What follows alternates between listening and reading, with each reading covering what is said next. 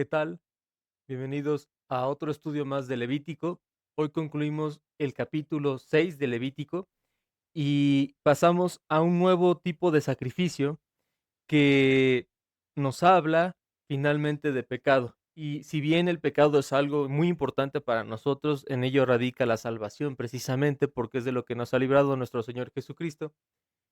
Tenemos que entender que la mayoría de los sacrificios que se hablan en Levítico y no hablan como tal de la palabra pecado, ¿no? Y hemos visto sacrificios ya de Levítico 1 al 5 que hablan justamente sobre mejorar o restablecer, mejor dicho, la relación con Dios, que es el holocausto en Levítico 1, sacrificio de ofrenda cereal para darle a Dios lo mejor de nuestras manos, sacrificio de paz, que es Levítico 2 y 3, y hasta Levítico 4 y 5 es donde se habla de sacrificios por el pecado y finalmente por el pago de la culpa o por el pecado, ¿no? Y esto es muy importante porque a partir de ahora vamos a hablar de un nuevo bloque que está, ya lo habíamos dicho, entre Levítico 6 y 7, pero un bloque de sacrificios que están al final de Levítico 6 y al inicio de Levítico 7.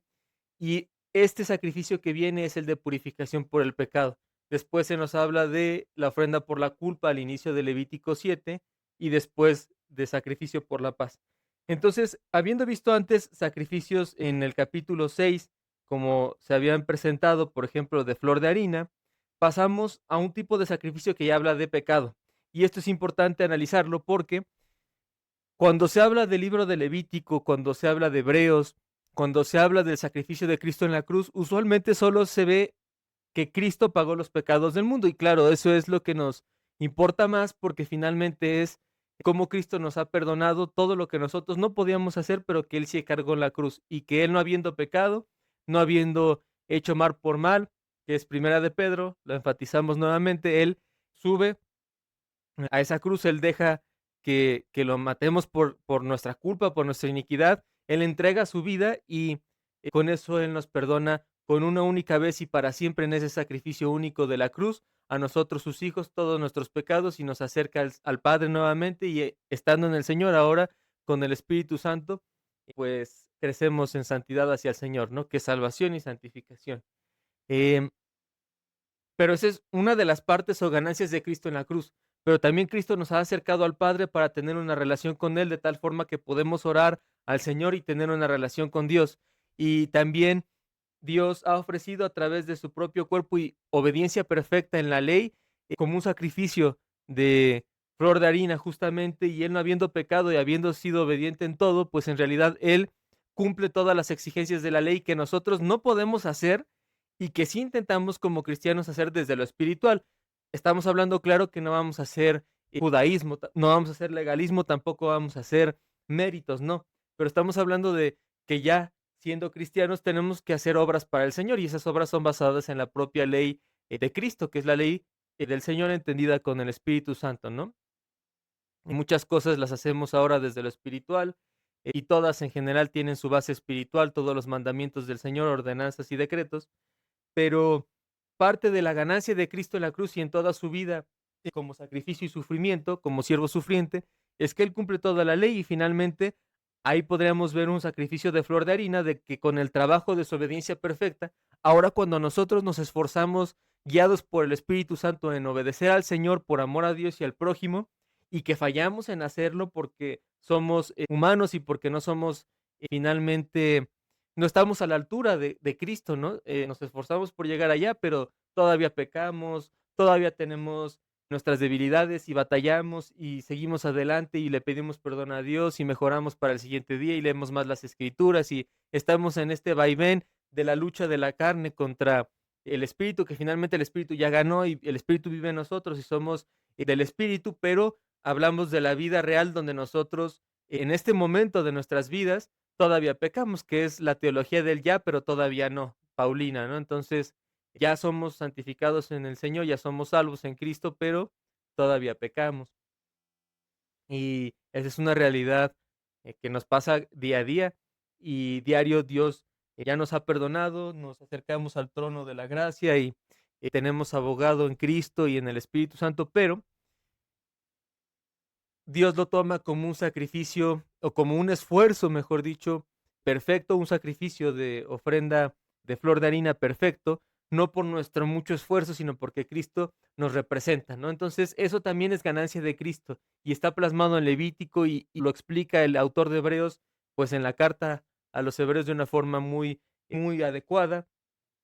Y en ese sentido, lo que quiero que analicemos y que pues todos tengamos en mente es que Cristo, por supuesto que nos perdona los pecados con un sacrificio, pero no es el único sacrificio que hace en todo el complejo de lo que pasó entre la cena del Señor y su muerte y resurrección en la cruz y su resurrección, por supuesto, al tercer día. Así que hemos hablado ya en Levítico 1 al 5, que es el primer bloque del libro, de los sacrificios desde el punto de vista del ofrendador. Y dijimos que el 6 y el 7, en cuanto a capítulos, nos hablan de los sacrificios desde el punto de vista del sacerdote. Ahora entramos, después de haber visto ya holocausto y después de haber visto flor de harina, por ejemplo, entramos a hablar del pago del pecado o de la purificación por el pecado. Pero recuerden eso, no es el único sacrificio de Levítico el pago de pecado, así como no es el único capítulo de Levítico, Levítico 16, el día de la expiación, que veremos mucho más adelante, ¿no? Para llegar hasta Levítico 16, vean cómo paso a paso vamos viendo y analizando cada sacrificio desde la perspectiva del ofrendador, desde la perspectiva del sacerdote, y después veremos en el siguiente bloque la oficiación de los sacerdotes, y después veremos en el siguiente bloque cómo Dios nos enseña a distinguir entre lo santo y lo profano, y ya entonces llegamos al día de la expiación. Pero el día de la expiación no era ni el único día que se hacían sacrificios, ni era el único sacrificio en Israel, ni era el único día importante, digamos, era el día más importante para lavar el pueblo y perdonar los pecados de parte del Señor, porque era el día en el que ya se habían acumulado todos los pecados de un año en todo el pueblo, en toda la nación, en todo el ganado, en toda la tierra, y ese día se perdonaban los pecados de todos, incluyendo que se hacía la purificación del lugar santísimo, del lugar santo, del atrio, pero se hacían sacrificios diarios, holocaustos diarios, ofrendas por pago del pecado diario, de tal forma que era el día más especial en cuanto a los sacrificios, pero no era el único día.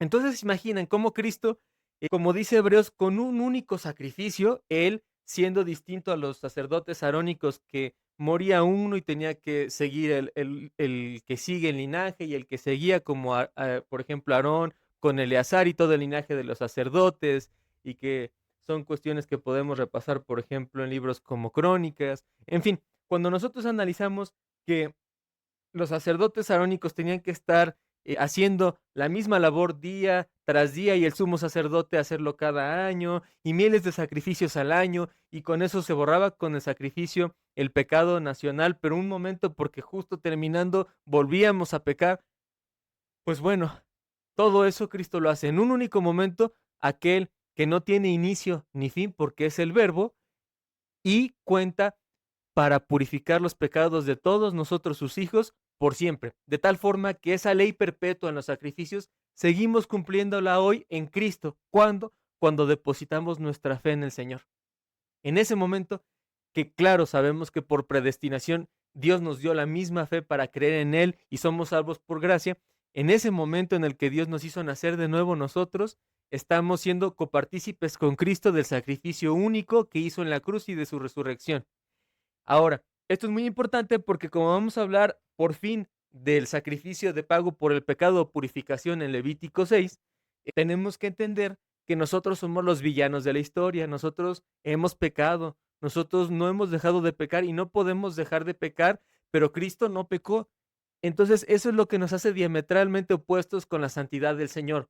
Y si partimos de ahí, nosotros tenemos que estar humillados, tristes, tenemos que orarle al Señor diario y pedirle perdón, porque una cosa es que Dios nos haya acercado a sí mismo, nos haya perdonado, haya establecido paz consigo mismo de parte de nosotros con su único sacrificio perfecto, y otra es que fuéramos hipócritas y que nunca reconociéramos que nosotros éramos pecadores y estábamos muertos, éramos como huesos, como sepulcros, y nosotros estábamos destinados a una condenación eterna en el infierno, pero Cristo nos ha salvado. Así que capítulos como el que vamos a ver hoy, el final del capítulo y el inicio del capítulo 7, nos recuerdan que Cristo es el santo, que mientras nosotros menguamos más, Cristo es más en nuestras vidas. Y cada vez que nosotros vamos avanzando a entender más al Señor, nos damos cuenta que nosotros pues no lo íbamos a lograr, ¿no? Y eso es lo que nos enseña, por ejemplo, la parte del capítulo que veremos hoy.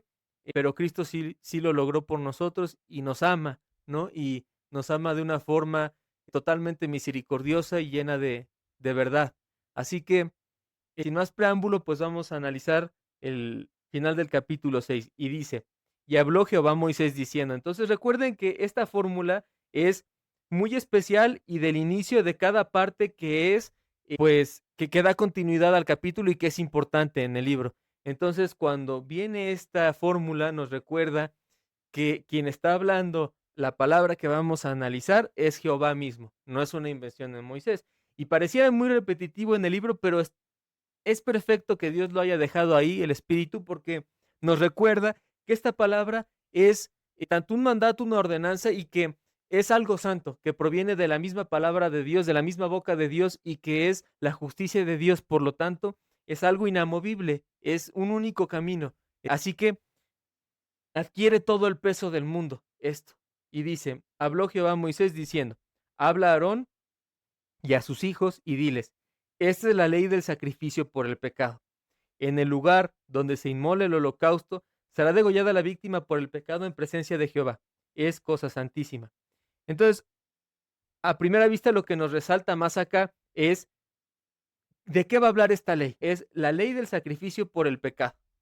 Entonces, concuerda, por supuesto, con los capítulos que hemos visto antes, en el 4 y en el 5, pero desde el punto de vista del sacerdote, porque justamente por eso está dirigido a los hijos de Aarón, Aarón y a sus hijos. Entonces, cuando nosotros vemos esto, tenemos que analizar ofrenda por el pecado y quedarnos ahí, porque una traducción alternativa usualmente es ofrenda de purificación o de descontaminación, porque la raíz verbal de hatat o hatá, que es errar o pecar, está inmersa en esta primera parte de lo que estamos analizando hoy en el final del capítulo, pero en cuanto hablamos de este verbo, aparece también en forma intensiva el llamado piel, que no significa pecar, sino su opuesto, despecar, o sea, es purificar, ¿no? Entonces, cuando se analiza usualmente así en las notas gramaticales, se habla de este modo como sustantivo que puede entenderse no solo como ofrenda por causa del pecado, sino como ofrenda que ya purifica el pecado. Entonces,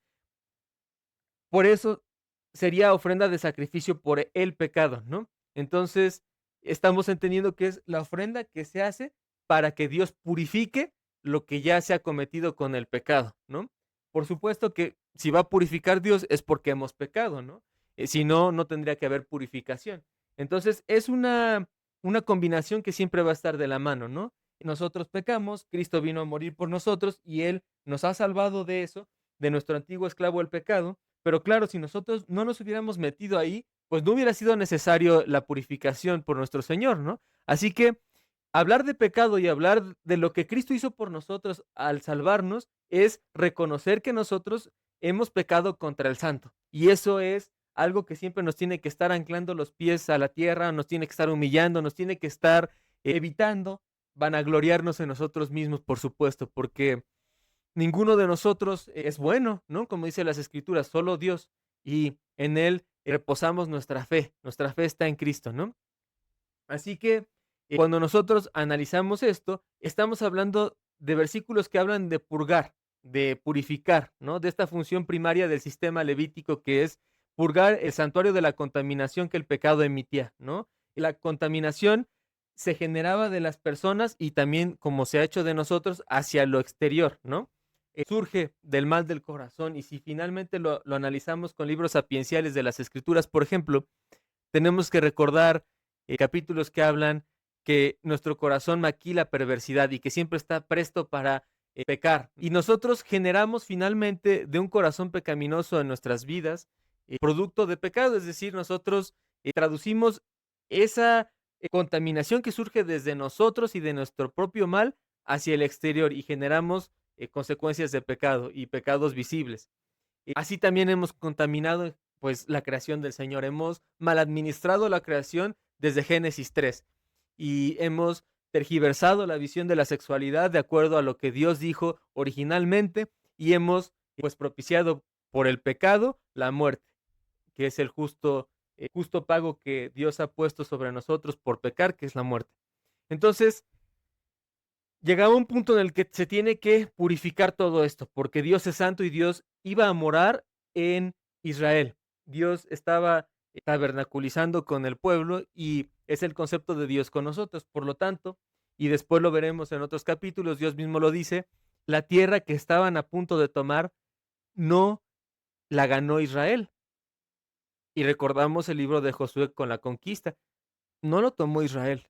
El pueblo entró porque Dios le dio la victoria al pueblo literalmente. Y vemos muchos ejemplos donde Israel prácticamente no peleó. Israel reclamó lo que Dios ya les había entregado en victoria.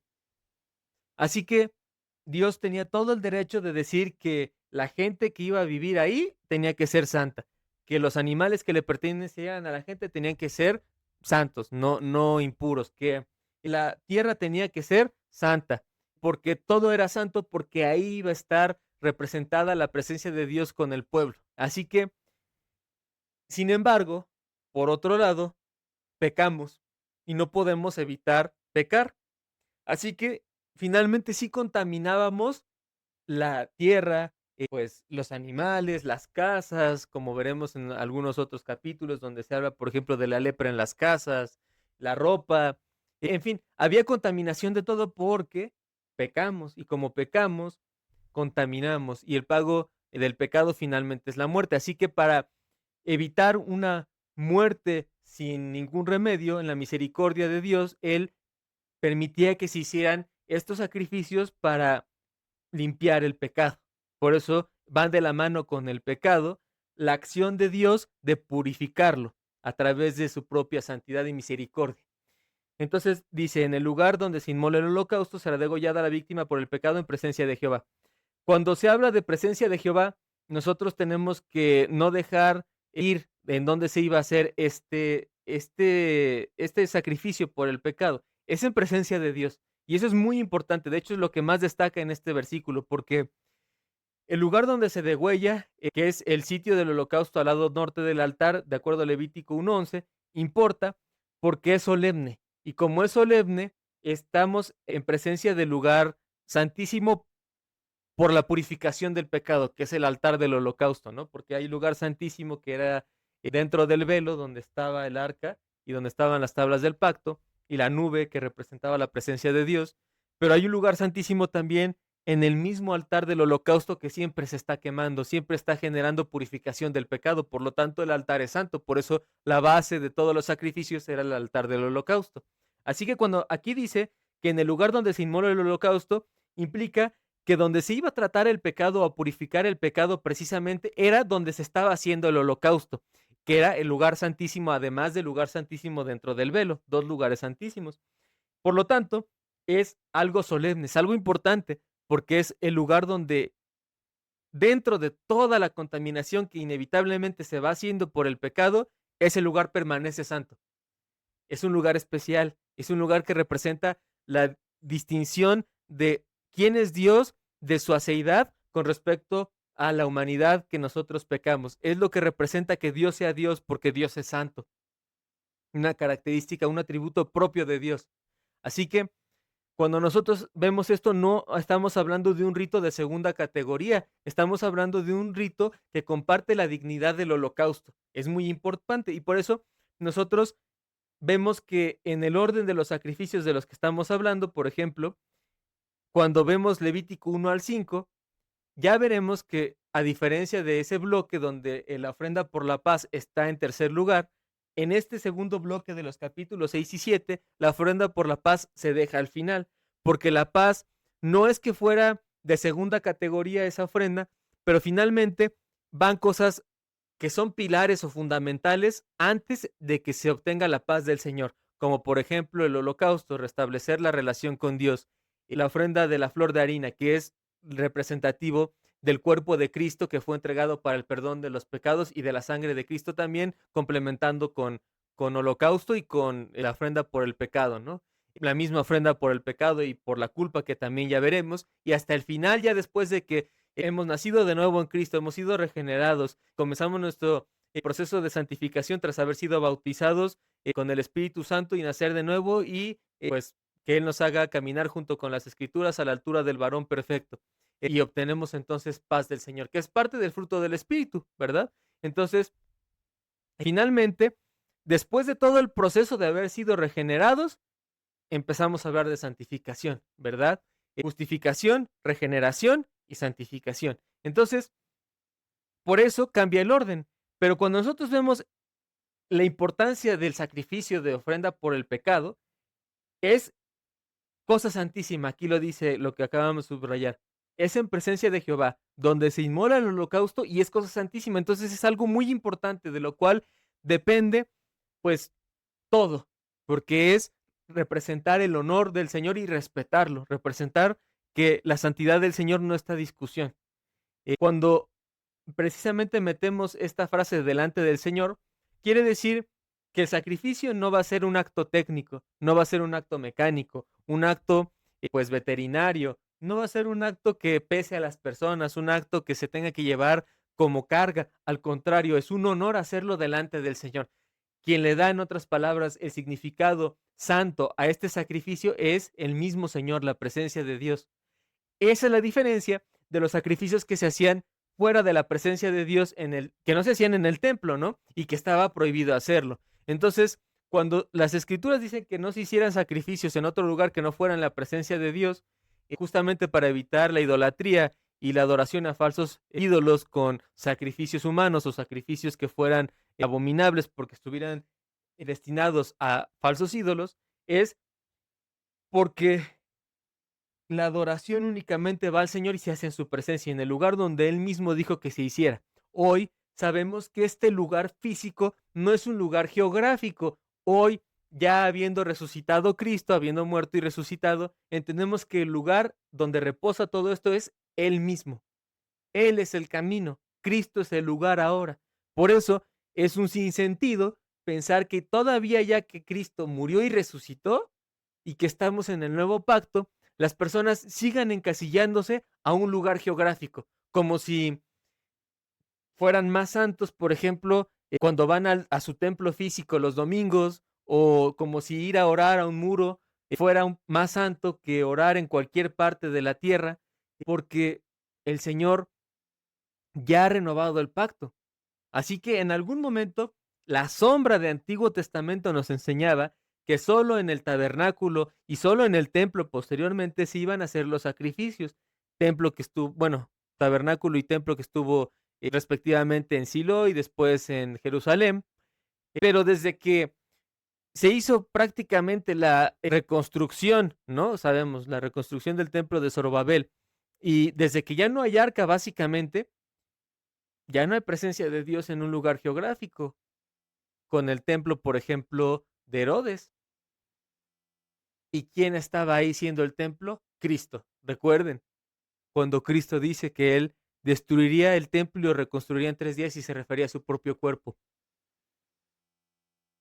Y Él estaba enseñando en el templo físico, pero Él sabía, porque Él es Dios, claro, y Él nos transmitía del Padre, que el templo, el lugar donde se tenía que hacer esto, la presencia de Jehová, la cosa santísima, ya no eran los muros del templo físico de Jerusalén, sino el cuerpo de Cristo.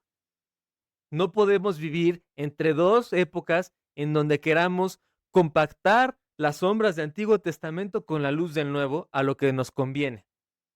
Porque cuando no nos conviene, la gente sí entiende muy fácil que ya estamos en la luz del Nuevo Testamento. Cuando la gente quiere comer carne, o cuando la gente ya no quiere circuncidarse, o cuando la gente quiere seguir imponiendo el machismo, por ejemplo, o no dejar que la mujer enseñe, ahí sí nos conviene ver la luz del Nuevo Testamento. Pero cuando tenemos que hablar de la luz del Nuevo Testamento con el templo que es Cristo y ya no un lugar geográfico, de pronto volvemos a la sombra y de pronto ya necesitamos un lugar geográfico. Nos sentimos más confortables o más santos en un lugar físico, en un templo, en un edificio, en como ustedes lo quieran llamar, en su congregación física, en un muro de los lamentos, en una catedral. Y eso es volver a las sombras. No tenemos que hacerlo. ¿Por qué? Porque esta presencia de Dios que le daba el sentido al sacrificio es Cristo. Cristo, el mismo que rasgó el velo con su sangre a distancia muriendo en la cruz, el mismo que purificó todo, justamente hablando de cómo se está purificando todo porque estaba contaminado, Cristo ya lo ha purificado y el templo es Cristo y nosotros somos rocas del templo y ahora el Espíritu vive en nosotros, ganancia de Cristo en la cruz. Por lo tanto, ahora la exigencia es todavía mayor, porque si somos de Cristo y el Espíritu está en nosotros, que lo está, como hijos de Dios, en todo momento y en todo lugar, las 24 horas del día, los 7 días de la semana, la presencia de Dios está en nosotros, es el Espíritu Santo, y eso es ganancia de Cristo, y tenemos sus escrituras. Por lo tanto, se vuelve una bendición proporcionalmente y diametralmente mucho mayor, porque ya no tenemos, digamos, que viajar de, por ejemplo, de Belén a Jerusalén, o hacer un viaje desde el norte hasta el sur para ir a la presencia del Señor a hacer un sacrificio.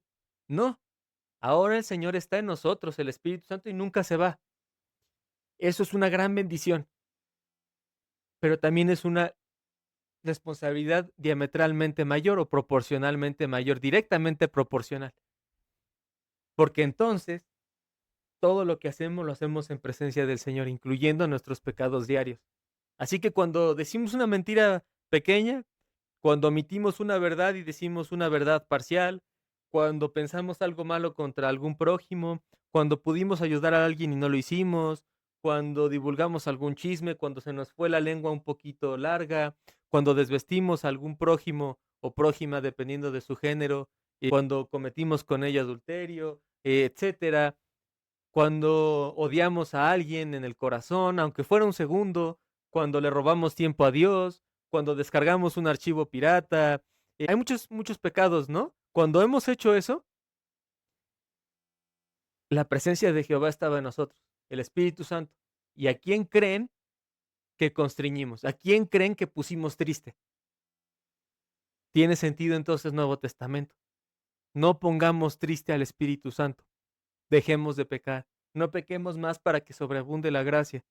Recordémoslo lo diario, orémosle al Señor por las fuerzas para que no nos deje caer en tentación, sino que nos libre del mal, para ya no pecar contra Él.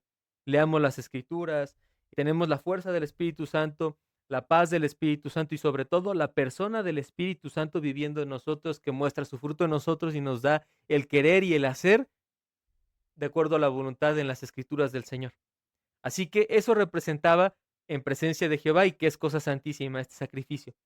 Y cuando nosotros vemos esto, el sacerdote dice en el versículo 26 que haga la ofrenda por el pecado, la comerá.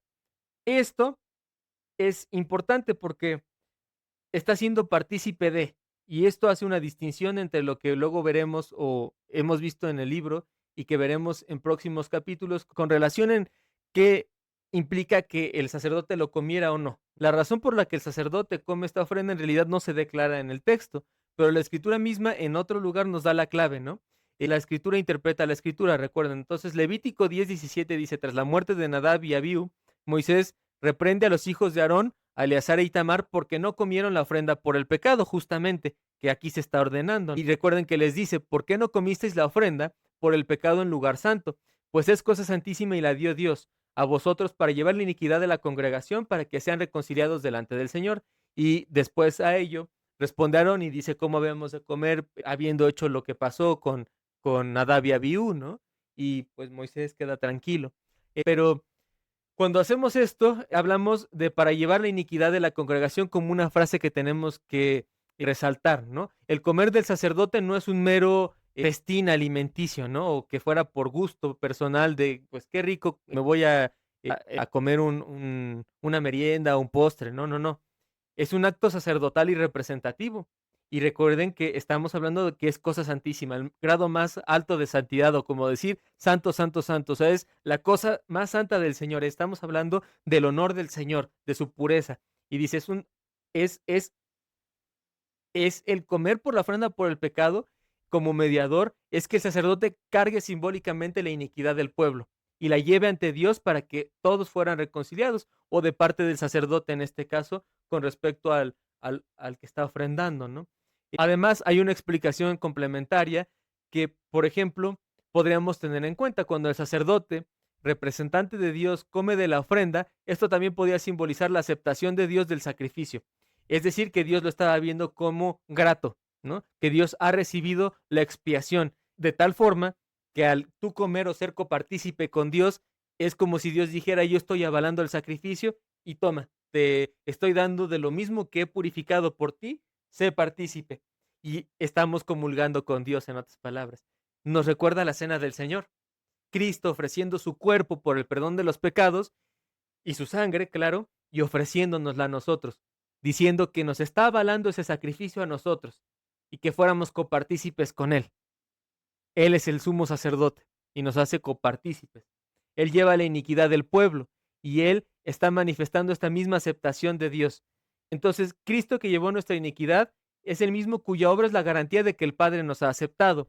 Por lo tanto, en su santidad y en su sacrificio reposa pues nuestra ganancia, ¿no? Y por eso somos partícipes de lo que Cristo nos ofrece para que nosotros comamos de Él.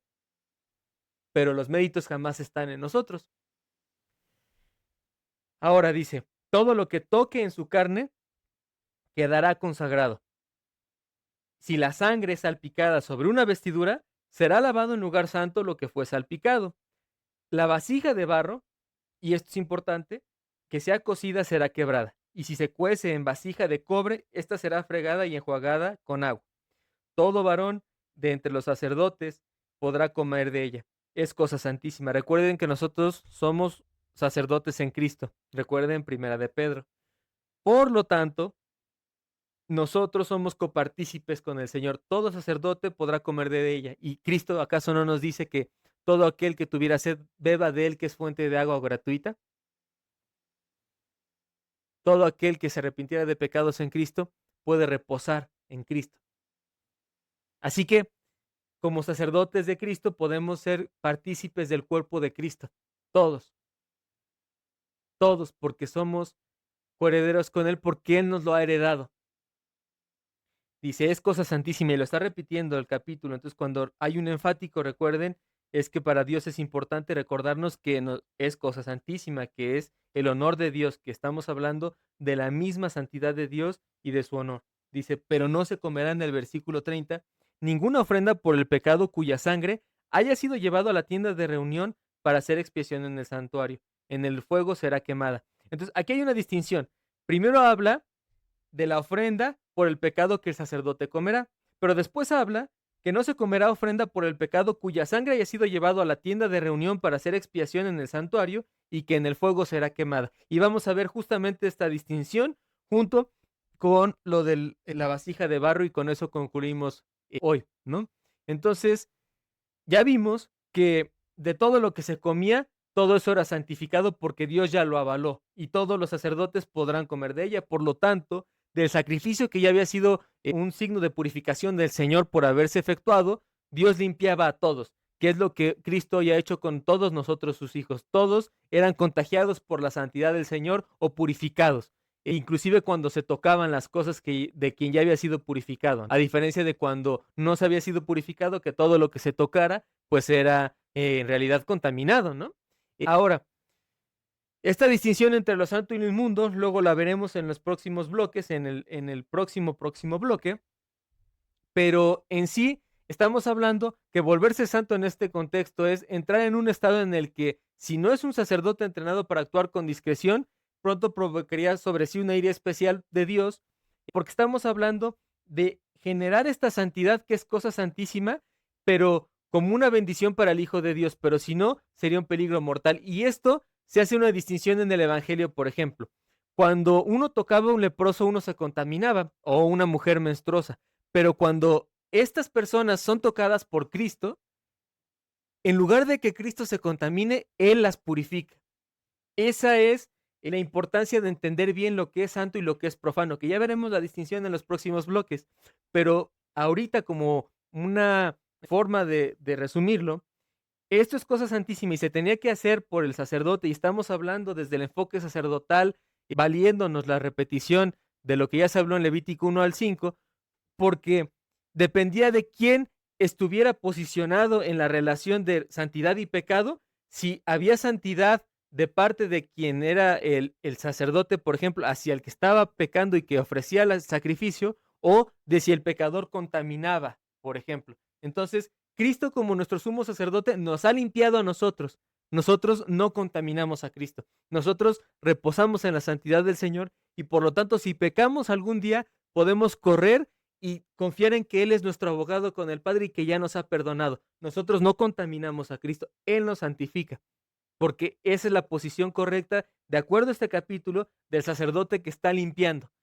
Eso es lo importante aquí. Ahora, para finalizar, como decíamos, cuando hablamos de las vasijas de barro, hay una distinción fuerte. No hay una razón clara, pero la explicación más razonable es física y simbólica. Por un lado, el bronce es impermeable y el barro es poroso. Por otro lado, el barro nos tiene que recordar el polvo del cual hemos venido y al cual volveremos, y que nosotros como pecadores vamos a morir y volveremos al polvo. Por lo tanto, si la vasija de barro en que era cocida sería quebrada, en cuanto al sacrificio, dice, y se cuece en vasija de cobre, será fregada y enjuagada, implica que como vasijas de barro todos nosotros moriremos. Pero como cobre Dios daba de cierta forma misericordia para que se volviera a utilizar el instrumento, y a la vez está hablando de la distinción de la, por ejemplo, la resurrección al final de los tiempos con el cuerpo renovado, un cuerpo que ya no muere, un cuerpo que ya no perece. El cuerpo de vasija de barro, corrupto por el pecado que tenemos, porque nosotros tenemos naturaleza pecaminosa, así lo hemos hecho, va a morir y va a volver al polvo. Si bien no conoceremos la segunda muerte, vamos a morir a no ser que Cristo venga antes en su segunda venida. Y todos nosotros volveremos al polvo porque hemos pecado contra el Señor. Y Él ya nos ha salvado, sí, pero moriremos a no ser que Cristo vuelva antes.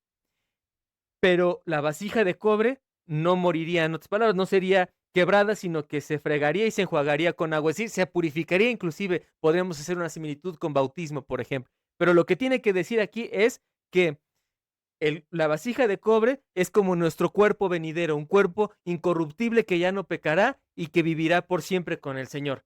Esa es la distinción entre santidad e inmundicia, entre santidad e impureza, que son fuerzas análogas y opuestas, pero la impureza siempre se destruye y el pecado será eliminado en un infierno, en una condenación y crujir de dientes por el Señor, junto con todos aquellos hijos del pecado, ¿no? Ahora, cuando terminamos diciendo que se puede hacer de parte de los sacerdotes participación al comer parte del sacrificio, pero después no, y dependiendo de si se había hecho la ofrenda, llevándose a la tienda de reunión para hacer expiación, aquí es importante. El versículo 29 amplía y dice, no solo el sacerdote oficiante, sino todo varón de las familias sacerdotales puede comer de la ofrenda. Ahora, hay una posible confusión. El versículo 26 parecía decir que el sacerdote que la ofrece la come, pero esto no significa que solo él pueda comerla. Ya dijimos que todos pueden ser partícipes. Pero el versículo 30 habla de la gran excepción y es donde se concentra la doctrina del el final del capítulo. Hay una clase de ofrenda por el pecado que no se come en absoluto, de la cual no se podía ser partícipe como sacerdote, aunque el sacerdote haya ofrendado de parte de antes en el otro tipo de sacrificio, donde el ofrendador era alguien distinto al sacerdote y él ahí sí participaba. Aquí hablamos de algo distinto al final del capítulo. Aquella cuya sangre entra en la tienda de reunión, esa se quema enteramente. ¿Qué ofrenda estamos hablando? Tenemos que irnos al capítulo 4 y recordar que es donde se explica esto. Cuando el que pecaba era el sumo sacerdote o toda la congregación, entonces el sacerdote no podía ser partícipe. Y justo al final de este capítulo, entonces, estamos hablando precisamente del día de la expiación. Así que el final de este capítulo 6 nos habla de dos tipos de ley del sacrificio por el pecado, dependiendo de el pecado de quién se estaba presentando ante Dios. Si era el pecado de un ofrendador y el sacerdote estaba siendo intermediario, sí podía ser partícipe. Pero si era llevado a la tienda de reunión la sangre para perdonar el pecado, estábamos hablando de un sacrificio que también es el mismo sacrificio, pero el mismo ofrendador es el mismo sacerdote. O sea, el sacerdote es quien está presentando sacrificio por su propio pecado o el de toda la congregación, que finalmente él estaba ahí, dentro de toda la asamblea, y ese sacrificio se ofrecía en el día de la expiación. Por lo tanto, como el mismo sacerdote tenía que quitarse sus ornamentos y entrar de lino, o sea, humillado ante Dios y hacer la aspersión de parte de toda la congregación, incluyéndose a sí mismo de toda la asamblea, él no podía ser partícipe porque él había pecado también. Pero Cristo no pecó. Por eso Cristo no ofrece sacrificio por su propio pecado porque él nunca pecó. Él en la cruz ofrece sacrificio por nuestros pecados, pero él nunca pecó. Por lo tanto, él nos hace copartícipes de su salvación, pero él obtiene toda la ganancia de la salvación o todo el mérito de la salvación porque él nunca pecó. Pero todos nosotros hemos pecado. Y eso es lo que hace la distinción. Entonces, esta distinción nos hace implícitos que el sacerdote cuando podía comer era puramente mediador, pero cuando no podía es porque estaba expiando sus propias faltas. Pero Cristo es un mejor sacerdote que los sacerdotes arónicos, porque Cristo nunca pereció, porque Cristo es el principio y el fin, no tiene inicio, no tiene fin, y Cristo no pecó.